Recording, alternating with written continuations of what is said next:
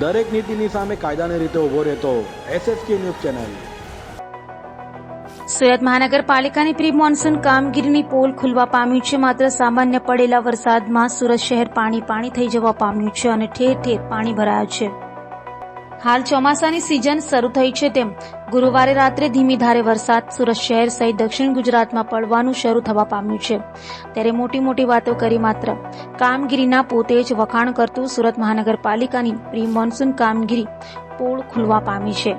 સામાન્ય પડેલા વરસાદને કારણે સુરત શહેરમાં ઠેર ઠેર પાણી ભરવાના દ્રશ્યો જોવા મળ્યા હતા। ત્યારે વાત કરી રહ્યા છીએ ઉત્તરાયણ પોલીસ સ્ટેશનની બહારની।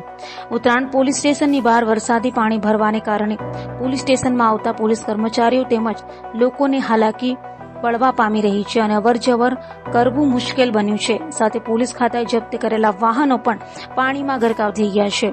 આ ગાડીઓ બગડે તો જવાબદાર કોણ તેવા સવાલો પણ જેની ગાડીઓ છે તે લોકોમાં થવા પામ્યા છે।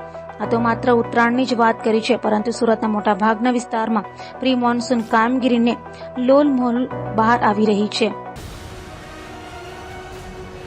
દરેક નીતિની સામે કાયદાની રીતે ઉભો રહેતો SSK ન્યૂઝ ચેનલ।